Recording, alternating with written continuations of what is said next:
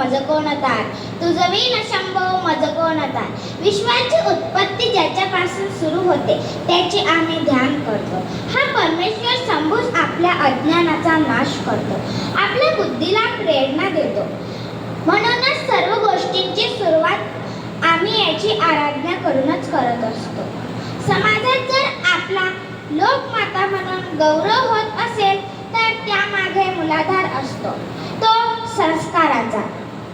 आमचा जन्म 31 मे 1725 मध्ये अहमदनगर जिल्ह्यातील जामखेड तालुक्यातील चोंडी या गावात झाला.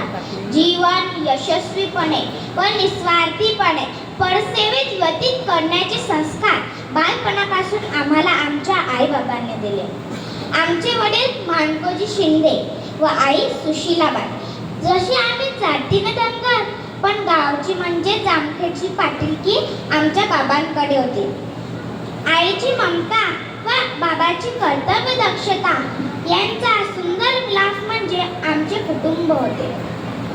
आई सर्व जबाबदारी सांभाळत होती, अडल्या नडल्याची मदत करत व व्रत वैकल्य व शंकराची एकनिष्ठ पूजा हेच तिचे जीवनाचे सार होते. आमच्या या भातुकल्या खेळात जीव रमायचा नाही. आम्हाला तर मुलांचीच राजबिंडे खेळ आवडत असे. आम्हाला तर वाटते त्या महादेवाने जणू आमचे भविष्य दाखवण्याचा प्रयत्न केला असावा. आम्हाला तर राजे राण्या सैन्य लढाया त्यांचे पराक्रम न्यायनिवाडा तर कधी आम्हीच एखाद्या उंच आसनावर बसलो आहोत, कधी धावत्या घोड्यावर मान ठोकून भाला शत्रूच्या कंठावर रुतवत आहोत अशी आम्हाला स्वप्न पडत. ही स्वप्ने आईला सांगितली की आई हसत व समजवत, अगं यडी खुडी तू पोर धनगराची पोरगी राणी झालायस ऐकलंस कधी ग? व्हायचं ग? स्वप्नातल्या गोष्टी खऱ्या का होतात? आमचा रोजचा नियम होता. मंदिरात जाऊन सकाळी पिंडीवर ओम नमः शिवाय म्हणत बेलपणे अर्पण केल्याशिवाय दूध प्यायचं नाही व भाकर तुकडाही खायचा नाही. आई बरोबर देवदर्शनाला गेले की आम्हाला मैत्रिणी बरोबर वाळूचे शिवलिंग करायचं खूप आवडे. असाच एके दिवशी आम्ही व आमच्या मैत्रिणी वाळूचे शिवलिंग बनवण्यात मग्न होतो. तेवढ्यात आवाज आला, धावा धावा अहिले पर घोडा घोडा. आमच्या मैत्रिणी जोरात पळत सुटल्या. आम्हाला आमच्या पिंडीची काळजी. आम्ही आमचे शरीर त्या पिंडीवर झाकले. या महादेवाला आमची काळजी का असेना. भरधाव सुटलेला तो घोडा बाजूने निघून गेला. मागोमाग मल्हारराव होळकर व श्रीमंत बाजीराव पेशवे होते.